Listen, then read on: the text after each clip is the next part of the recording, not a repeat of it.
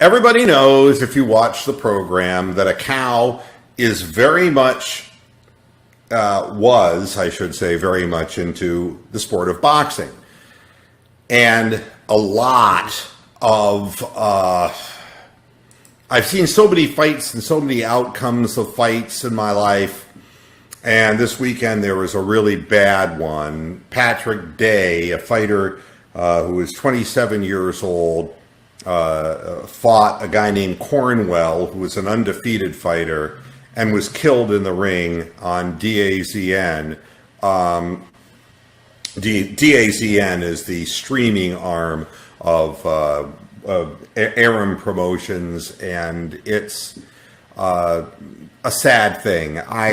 I watched the knockout. I wanted to see with my own eyes, not out of morbid curiosity, but I knew that there would be more of a story than this. And the thing that tipped me off is when you would go to the ESPN page and all of the boxing pages, they only literally listed Patrick Day's last 3 fights. It's like, well, who did he fight before that? And his record was 17-4-1 with 6 knockouts. All right. And was he a great fighter? No, but he was quite a credible fighter. And he kind of hung in there against Cornwell. He was not winning. He was not close to winning the fight. But you can't stop a fight until a guy gets hurt. He was hurt in the 9th round. In the 10th round, he was really seriously staggered and was stumbling around the ring and got hit with a big left hook. The result was that his head hit the canvas and his eyes rolled back in his head. It was a horrifying thing to watch. And, you know, people are just willing to give the sport of boxing a pass because it's just one of those things that can happen in a cruel and violent sport. We hear the same thing about football, too, that it's a horrible thing, CTE. But, you know, it's part of this game that we all love. And that's what Max Kellerman said on television today. He is, of course, a longtime boxing guy, commentator, that this is part of the game of boxing. You know, it's the dark side of the game that we love. Mr. Muhead, this was the second fighter that died in the ring this year alone. I haven't heard any stories about this. I mean, I've seen it over a period of time with the CTE and the dementia and all that stuff, but I've never heard of it, just guys just dropping like this. Well, you know, here's the deal. Somebody made a comment on Twitter after somebody was bringing my name up because of the tragedies in MMA and also in boxing. And they referenced the Ray Mancini Dooku Kim fight, which I think most people who are not really fans of boxing, everybody knows that Dooku Kim, the Korean guy, was killed in the ring in a fight with Ray Mancini. Years ago, I had Ray on the air. Ray and I talked about it. It's never easy to talk about subjects like that, and Ray was very gracious to give of his time and talk about it. But the story with Dooku Kim, and I think it's necessary for people who are young, and if you see the fight, he was a very courageous fighter, and he just, after the fight, he collapsed. And it was just said that, you know, just the wear and tear of the Mancini fight killed him, and it couldn't be further from the truth.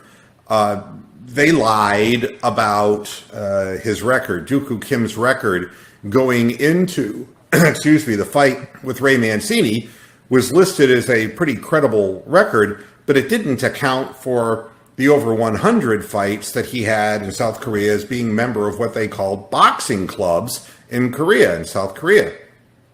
And he had been in well over 100 fights, and the damage that he incurred happened over the lifetime of his stint as a club fighter in Korea. And Dooku Kim was not a household name in Korea or in the United States, but he was the opponent that Rey had to fight because the commissions dictate who you have to fight. When I saw that they weren't listing Patrick Day's previous fights, I decided to look at a few things to see, first of all, who he was. 2015, he was an Olympic finalist. He didn't get into the Olympics. He did have some skills. He won early fights. Most of his 6 knockouts that he knocked guys out happened very early in his career when he was fighting people who were lower level fighters. As he moved up, he didn't carry power with him. So I have, the first thing I did is I just started looking at his record. And what was of interest to me, there are so many stories in boxing. As a historian, I can tell you that guys who die in the ring, it's usually just who they happen to be in the ring with. Like Dooku Kim just happened to be in the ring with Ray Mancini. Patrick Day just happened to be in the ring with Cornwell. I decided to look at how did this fight get matched up, and the answer was Patrick Day fought a guy named Carlos Adames. And Carlos Adames was another contender-type fighter. I decided to look up a review of the fight it was eyewitnessed by Keith Idek from BoxingScene.com, a site that I trust. It was an ESPN televised fight, and Adames won the fight. I want to read to you what his eyes saw in the fight. Adames almost knocked out Day late in the 10th round, but the courageous Day did everything in his power to withstand the onslaught and finish the fight on his feet. A devastating right hand by Adames started the trouble with 50 seconds left in the fight. Sensing Day was ready to go, Adames landed one power punch after another as Day stumbled around the ring. A right hand Adames landed just as the final bell sounded seemed to really hurt Day. He also knocked Day into the ropes with 55 seconds to go in the 9th round and hammered Day with several more power punches thereafter. But he couldn't finish off a seemingly dazed Day. Another straight right hand in the 8th round snapped Day's head back. Day's overhand right connected with 25 seconds to go in the 8th, but Adames shook his head to indicate that it didn't faze him.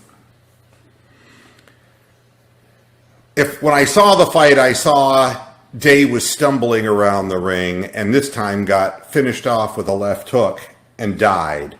He didn't die very much later.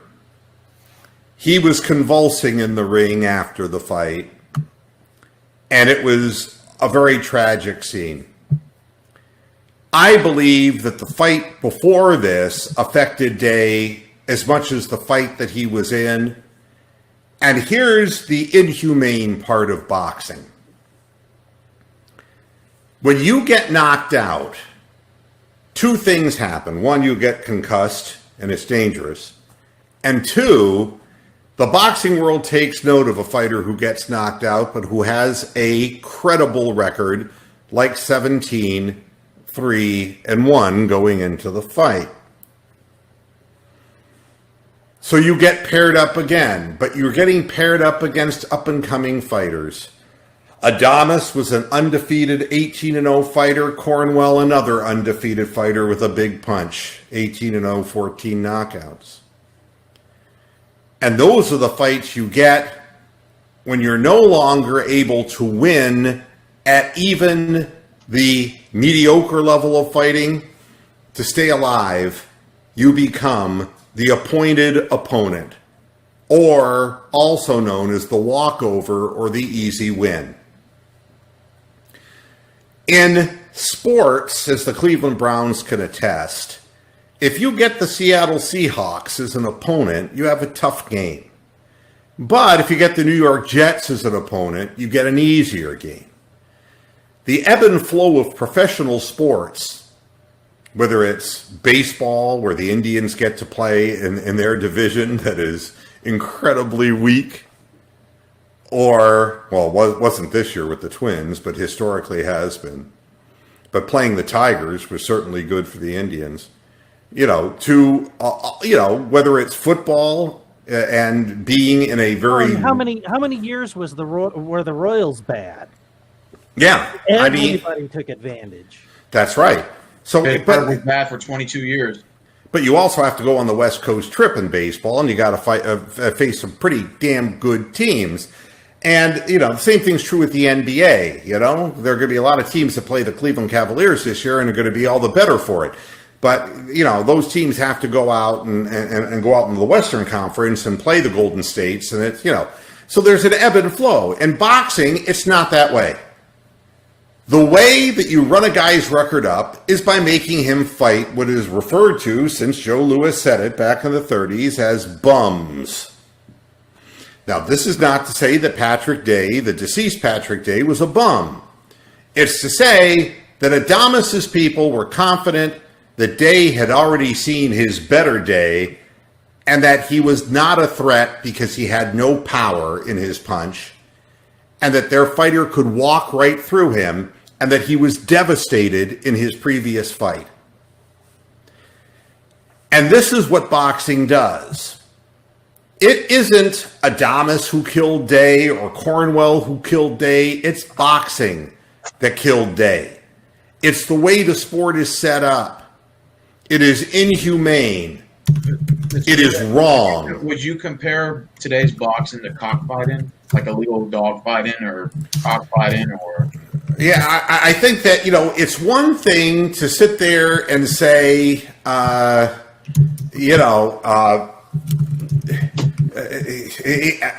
guess, and I'm looking at what Kawaki is saying, and yeah, the Russian fighter that died recently was begged to stop, and that was another tragedy that happened. Thanks, Kawaki. It happens all too often in the game.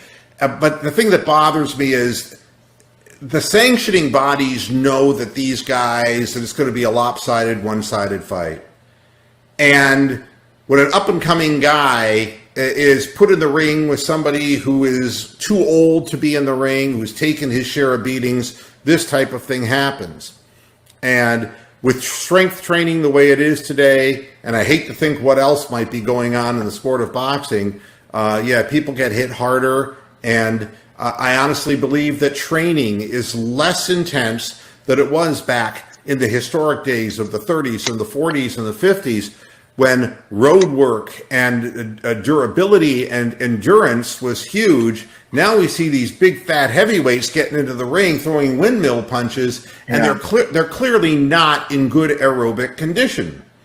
Almost like human cockfighting, almost. Yeah. Like a fight club, Oh, quit complaining, Rox. You want to be seen there. Now take your top off. Mr. Jeez.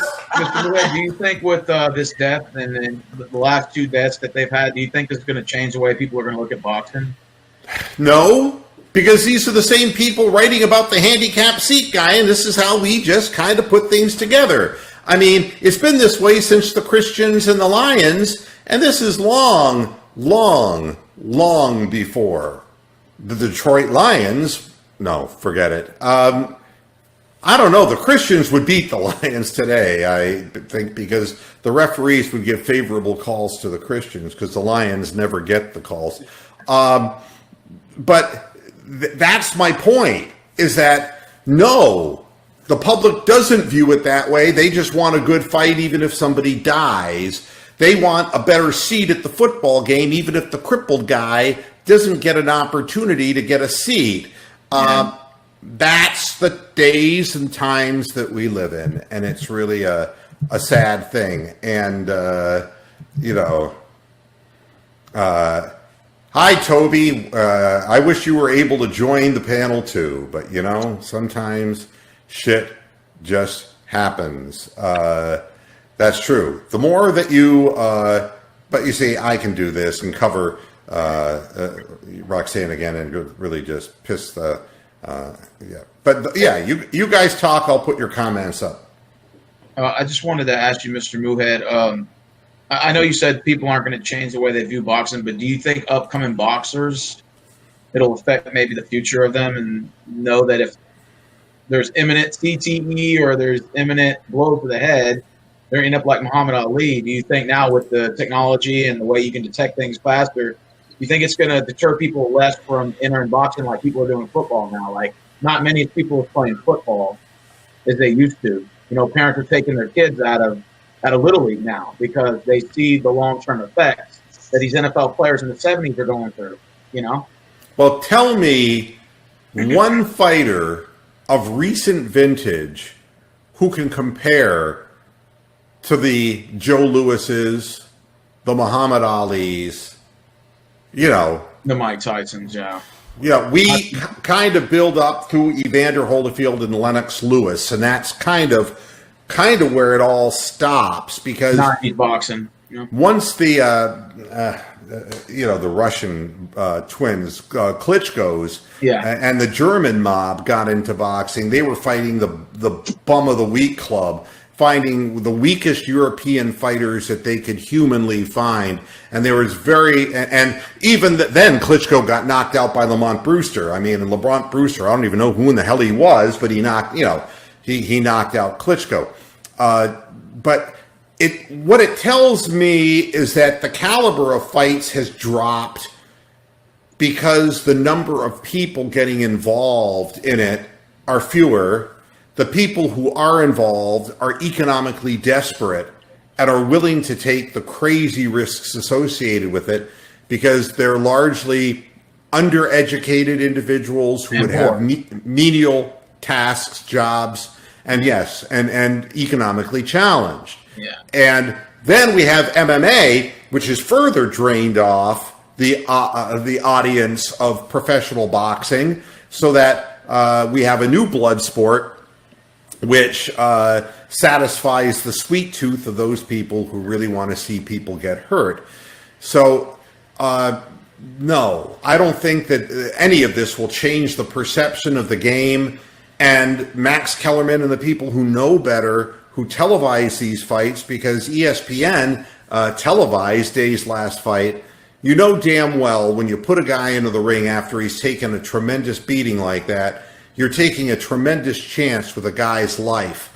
And they don't care because, Cornwell's people and promoter wanted another W because they're building him up. And I'll tell you something else. A lot of the guys who get built up only get built up to get knocked down, because in the end, they end up fighting a really superior fighter and they get hurt. Mr. Ruiz, doesn't it seem like that's what most fighters do nowadays? Like, they'll have two fighters that are both 30-0, but if you look at all their fights, it's against like scrub guys.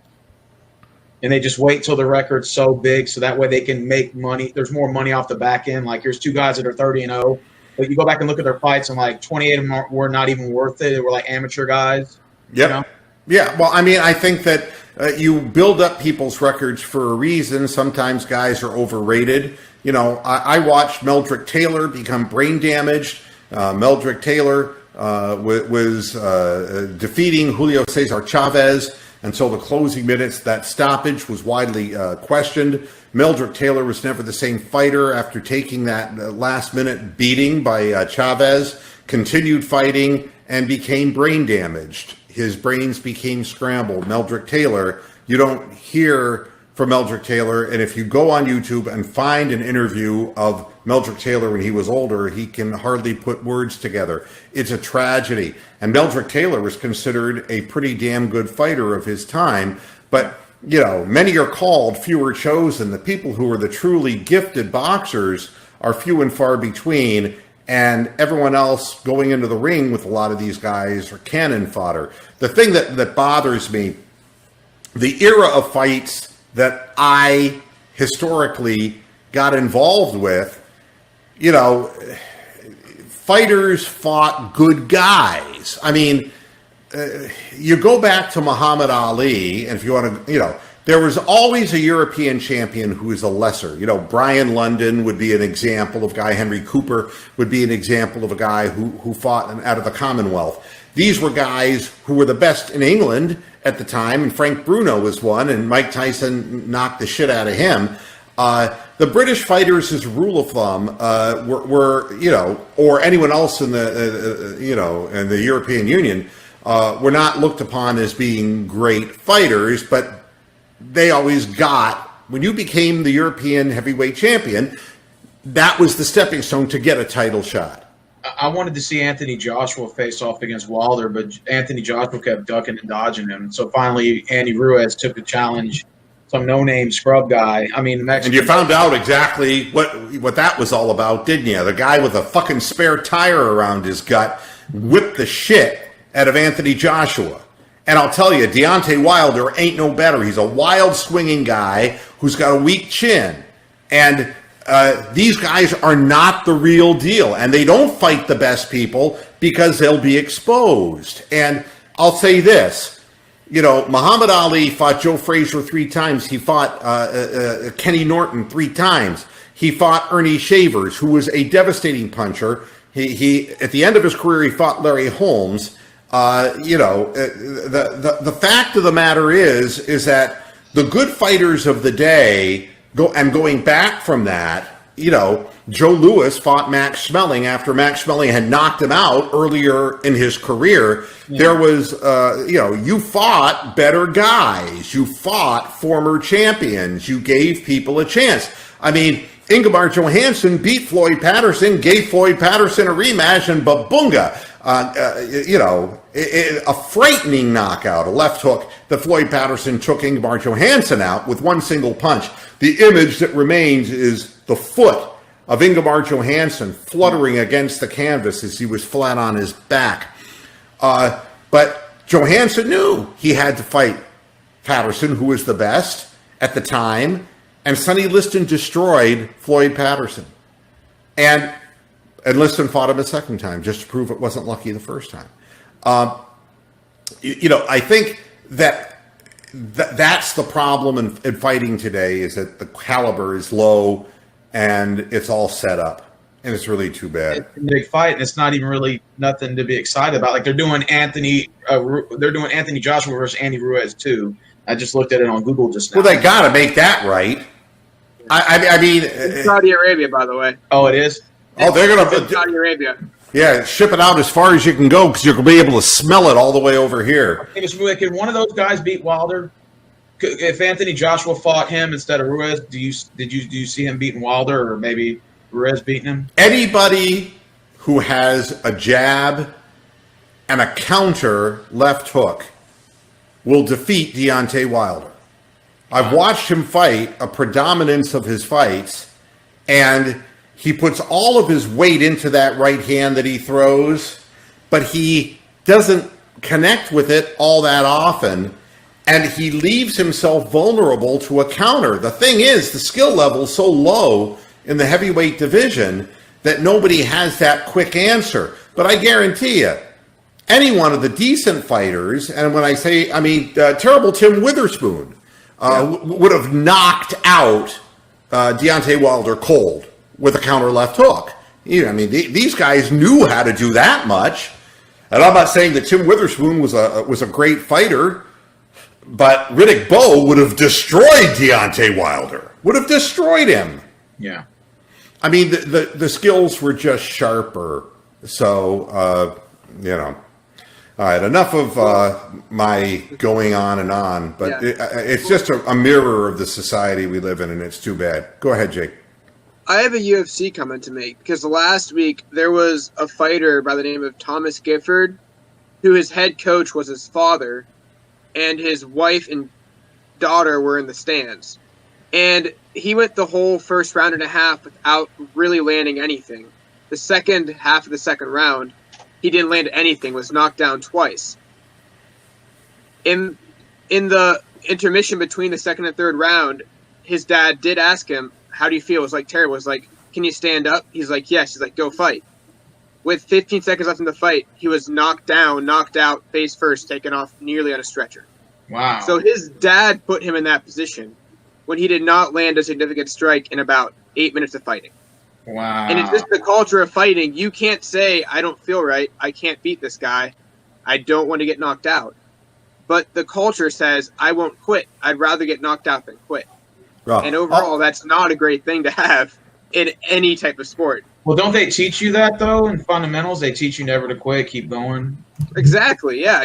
A fighter's not going to say when he's on camera on ESPN Plus or pay-per-view, are you done? Can you keep fighting? He's not going to say no. He'll never say no because Dana's listening or Bob Arum's listening.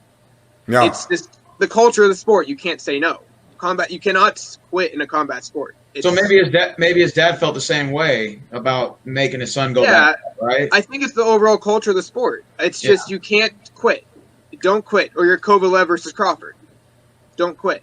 Yeah. Now OG is saying boxing's always been a sport where you're a punch away from permanent damage.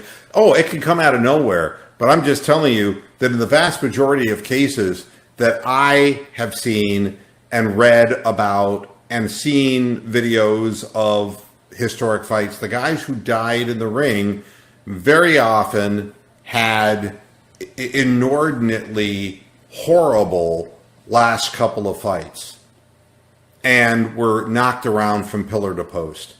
And it finally caught up with them, and it's just a difficult thing. I'm not going to say that Deontay Wilder is anything but a puncher's chance kind of guy. I don't think that he has a big skill set. I don't think any of them do. So, Mr. Wood, not a stupid question. What do you think of Floyd Mayweather? Do you think he's a fighter? I mean, I see his fights. They're boring to me. He's all defense. I mean, it's a different skill set, that division, too. He's a master defensive fighter. that's right. Guys can't hit him. He's an all-time great skilled fighter. A boring style, but you can't deny he's not a top 10 fighter all time. And what he has. the thing is that it was like the late Pernell Whitaker. When these guys avoid punishment, they're not always fan favorites because their fights aren't exciting to watch because they're not slugging it out. And so I look at Floyd Mayweather as, kind of like, Sweepy was back, during his career. And there have been a lot of guys like that who, then there are guys like Oscar De La Hoya, who was just a big pussy and I'm just being quite honest about it. A guy who beat up people who were in lighter weight classes than himself, fighting people who, and then when he fought anybody, and he quit. He actively quit in fights because but they got him to win enough that, he fought an old Julio Cesar Chavez, and so they could get Mexico behind him, even though Oscar De La Hoya is not really very Mexican. No, he's not. And any Mexican fight fan would tell you that. Yeah. It's just... he's about as Mexican as Taco Bell. Right. And, but again... Against Hector Camacho, though. I'll give him that. If you can build up your record and not fight anybody and not be pressured to fight anybody and sit on a belt for a long period of time or end up defending your belt against lesser competition, that's how you become an Oscar De La Hoya. But De La Hoya lost to some people who, quite honestly, by the end of the fight, he stopped trying to win and was just running away to survive. And that's never really a good sign. To put up what Kawaki said, because there are fighters who are, honest to God, great fighters, but they're usually the lighter divisions. And, Juan Manuel Marquez and Marcos Barrera and Marcos Antonio Barrera and Manny Pacquiao. I mean, these guys, Eric Morales. Yeah, obviously these guys were serious fighters. And I wasn't trying to demean. I was talking specifically heavyweights. In the lighter divisions, there have been talented fighters. McRae, thank you. Yeah. Cavaliers coach John Beilein learned lessons from the preseason and vows to adapt. I mean, I forgot we hired Beilein, to be honest with you. Yeah, he's going to make a beeline to the nearest retirement center after this season. I mean, there's nothing that John Beeline's going to do with this team. They're terrible. They're terrible. And you know, it's another one of these coaches who's saying, you know, I'm responsible for this, you know, but he's not. I mean, Andrew Wiggins is still trying to figure out how to play the game of basketball because he's not really trying to get better. Nope. And Colin Sexton didn't learn how to play defense in the offseason. I'm watching the preseason games, and they're all just stopping and chucking up 25-footers. They're not moving the ball. They're not moving without the ball. They're not setting screens. They're not doing anything. And we got a whole new crew of young guys, Darius Garland, and we got, you know, guys who are just so young and inexperienced that they don't know how to play the NBA game.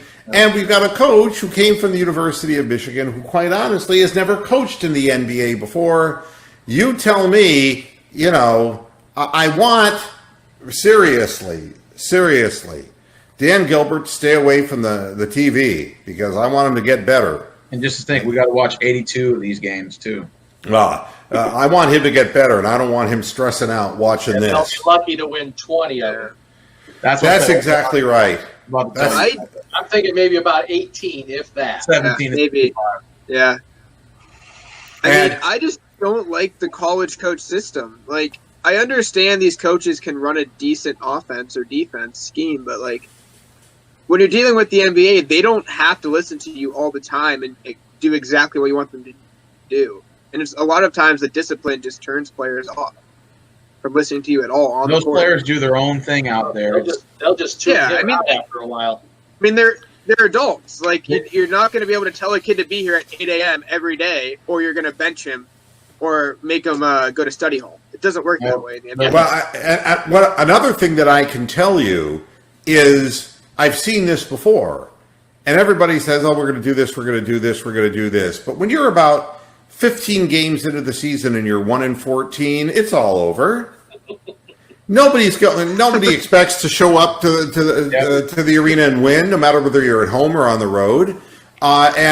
Then players start trying to build up their own numbers, and it all goes to hell in a handbasket. And then you're at the trade deadline, and you're looking at moving Kevin Love because you realize that there's nothing that you can do with the group of people that you've got. And it's not to knock on guys like Darius Garland. I mean, you know, or Kevin Porter Jr., but they don't know how to play at this level. And when they see what it takes and they're going to get muscled around by older, more mature men, and these are young kids coming out of college after a year, they're going to wear down too. So after 30, 40 games, they're going to, you know, it's like they're going to start pacing themselves and lose every game by 20 plus. In other words, I'm going to get my 20 points and I'm going to get mine. That's it. Like me on Instagram. Yeah, I mean, by the end of the season, poor Austin Carr. I mean, you know, I mean, if you had to, it must be like Bob Uecker in Major League. Yeah, either that or he's just going to go, you know, I'm coming to join you, Fred. I mean, you know, it's going to be very, very difficult to watch 82 games of this. And Mr. Ruhead, when there's a lack of parity in the NBA, I mean, for years it was only the top 2 or 3 teams in the league. Whatever team LeBron was on, and maybe 2 teams from the other conference would square off, and then that was your finals. This year, you probably got about 8 teams that are in the mix, so there's a little bit more parity. But even then, you still got about 60% of the league that still you can already pretty much tell they're going to be fighting for a top 5 draft pick or a top 10 draft pick. And I will go over this for the 100th time, all right? And with the, you know, the only known example of getting players out of college and succeeding was the Oklahoma City Thunder back when they had the Troika. Okay, when they had Durant and when they had Westbrook and when they had Harden. Yeah. What did they win? All right.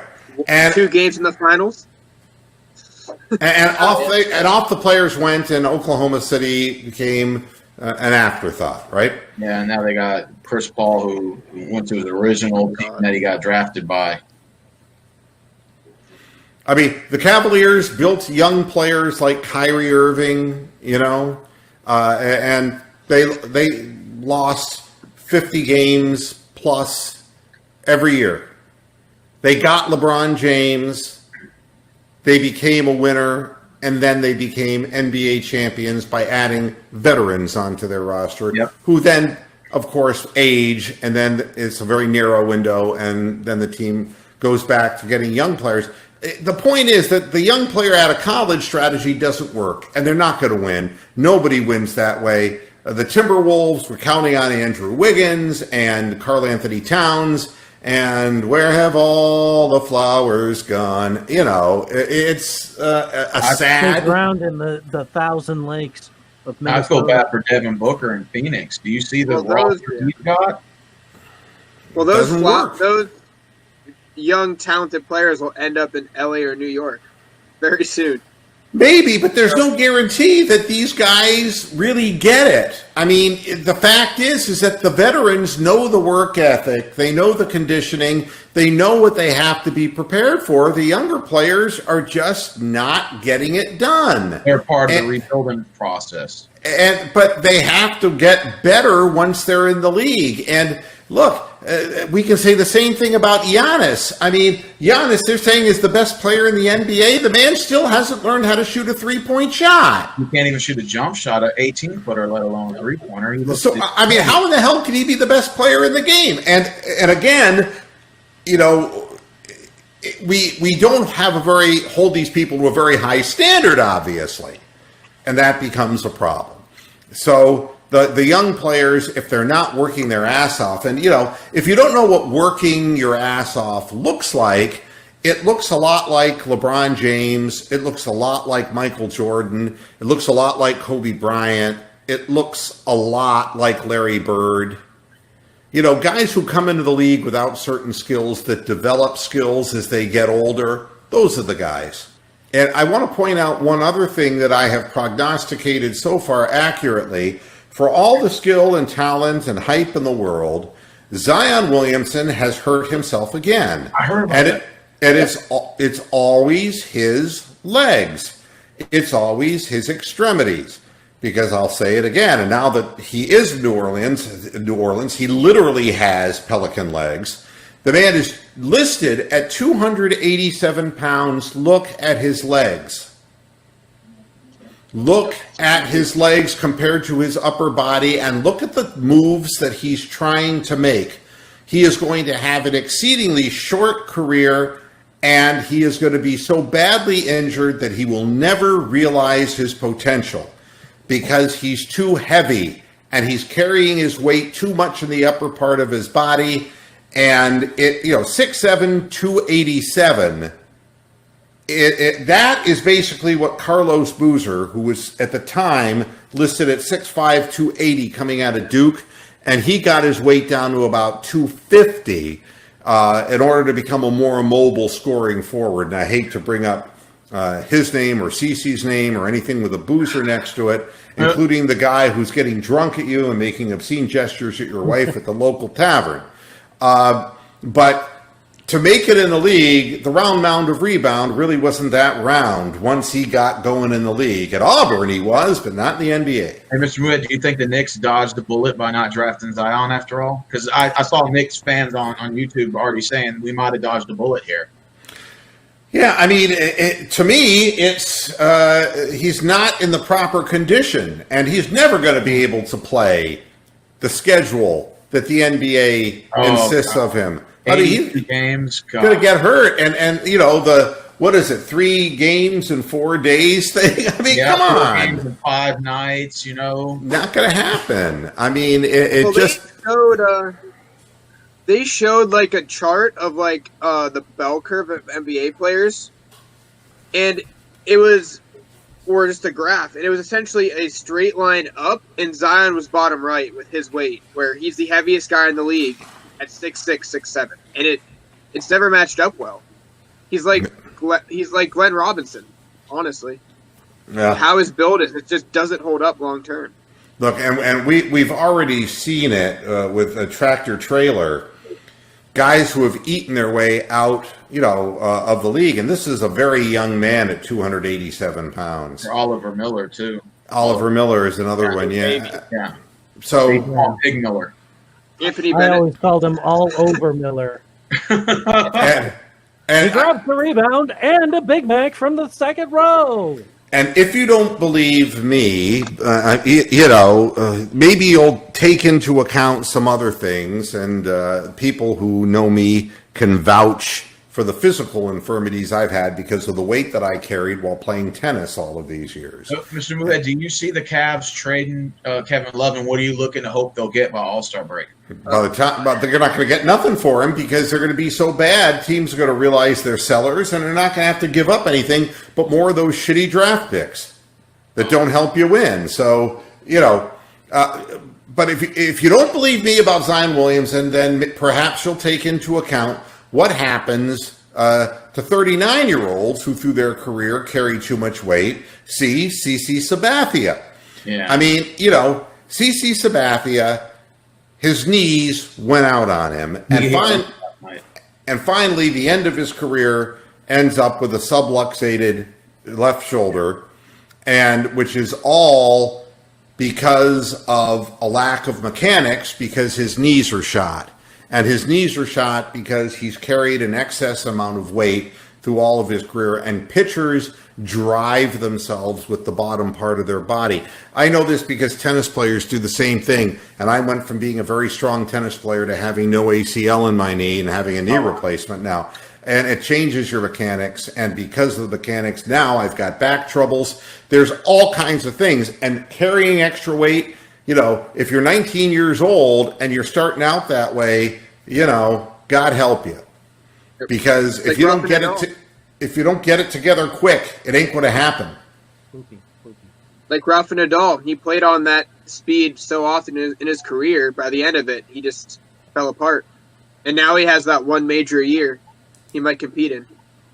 Yeah, I mean, it's and it's not that I want anything bad to happen to Zion Williamson. It's that I would think that the Pelicans organization, the second they drafted him, should have gotten him into a diet, exercise regimen, flexibility. You look at LeBron James, who was a big man, all right? The one thing I regret is that I never stood next to LeBron James to just be able to admire how huge. He's big. He's huge. But he's doing yoga, and he can, you've seen him twist ankles and keep on playing. He is so flexible because he made that effort. And if you don't do that kind of stuff and get your weight in line, and to be sure, a lot of people are saying, well, when the performance drug thing got enforced in the NBA, that's when, Dwight Howard said bye-bye because he couldn't play anymore. And they also noted that LeBron James, who was having severe cramping problems when he was with the Miami Heat, at the end of his tenure with the Miami Heat, also lost a good amount of weight. I can tell you this, from my experience in tennis, it isn't necessarily stuff that you're injecting. There's stuff called creatinine that people will creatine. I'm sorry, yes, and build up mass, and that will result in severe cramping. Yep. And LeBron's also keto as well. I mean, he only eats meat too. He's also keto at the moment, so that really cut his weight. I can tell you a person who suffered the consequences of creatine, and that was professional women's tennis player Mary Pierce.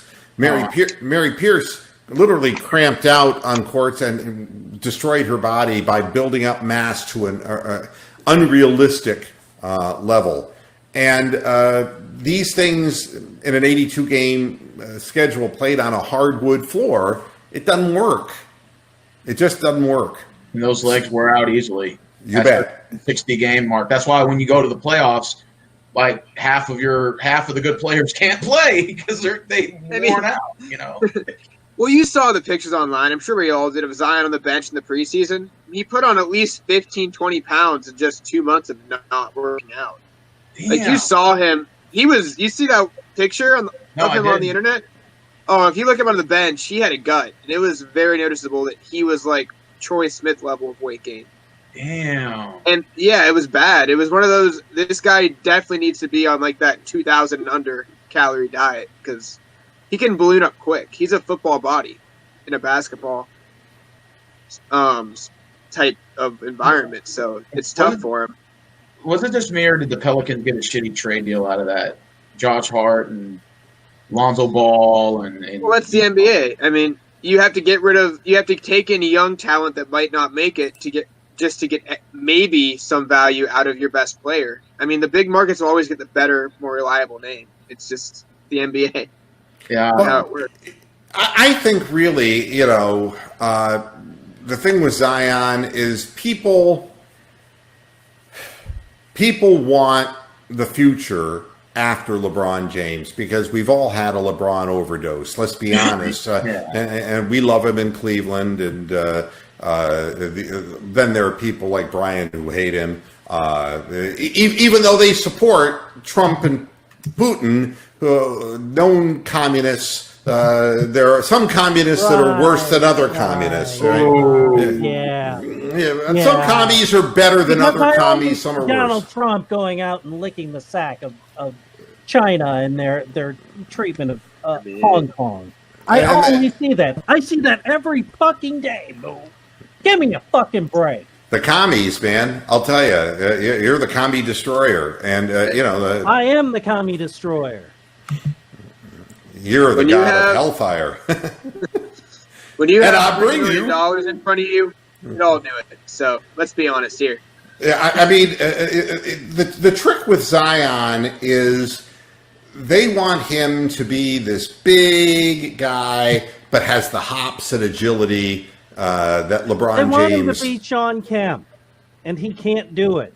Well, and Sean Kemp could only dunk the ball, let's be honest. Sean Kemp couldn't do anything else. This guy has the ability, at least, to shoot threes and do other things.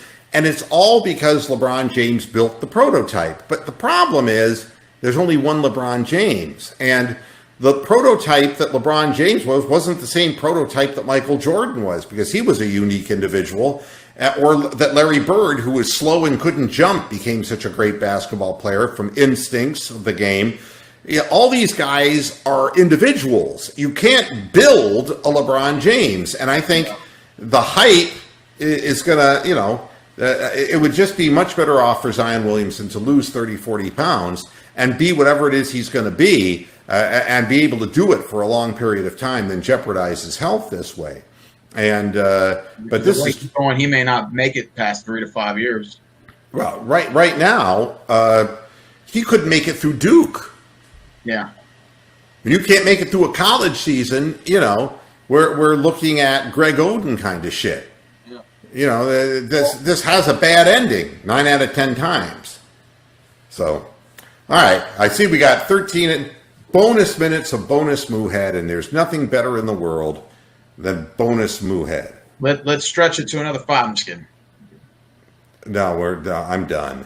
However, I want to thank everybody for joining me, and drop a line, in the comments on the shows, whether it's in Facebook or on YouTube. Let us know what you think. We're on StreamYard right now, how the broadcast looks and sounds to you, because I'm making some determinations on how I'm going to present the program and all that. And if you've been really looking closely, you'll see that I even put a little logo up on the right-hand corner of your screen.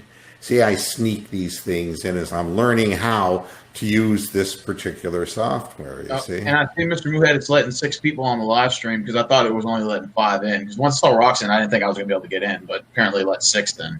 Well, you did the right thing. You left a seat open for Rosa Parks, and that makes you... Ace. I'm being socially responsible. Thanks, everybody, for tuning into this edition of Moohead Radio. Back again, as we always are, on Monday. Of course, I'm taking the weekend off. Until Monday, hasta la vista, Pastor Heads. Good night. Moo. Bye. Bye. Bye.